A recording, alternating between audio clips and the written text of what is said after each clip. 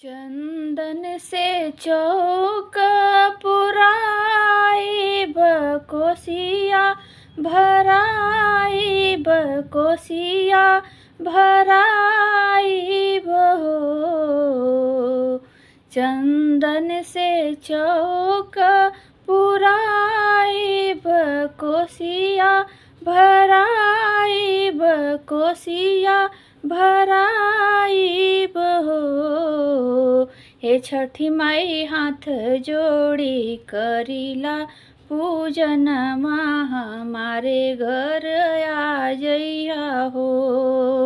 हे छठी माई हाथ जोड़ी करीला पूजन हमारे घर आ जइया हो।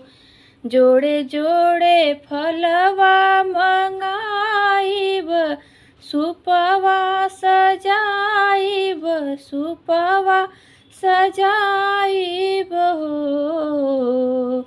जोड़े जोड़े फलवा मंगाइब सुपवा सजाइब सुपवा सजाइब हो। हे छठी माई गंगा जल से कोसिया भराइब हमारे घर आ जइया हो। हे छठी माई गंगा जल से कोसिया भराइब हमारे घर आ जइया हो। जोड़े जोड़े चंदनी मंगाइब चंदनी तनाइब चंदनी तनाइब हो।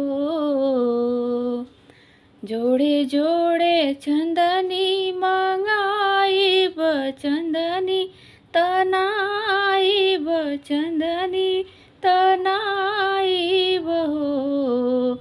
हे छठी माई घिउवा के दियाना जलाइब हमारे घर आ जइया हो। हे छठी माई घिउवा के दियाना जलाइब हमारे घर आ जइया हो। हे छठी माई हाथ जोड़ी करीला पूजनिया हमारे घर आ जइया हो।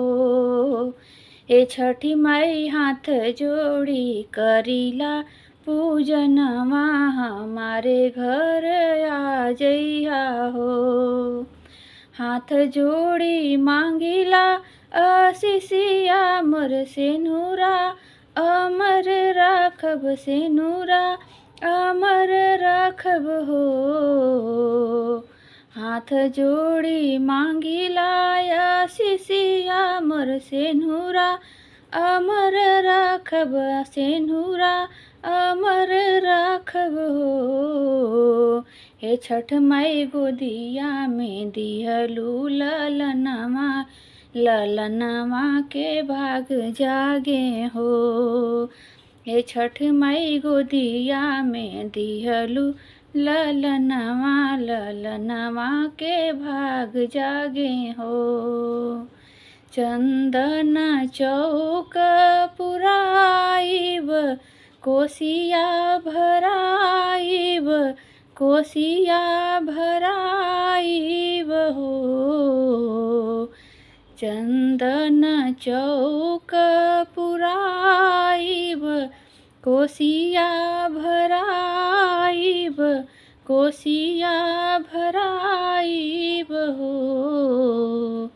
हे छठी माई हाथ जोड़ी करीला पूजनवा हमारे घर आ जइया हो।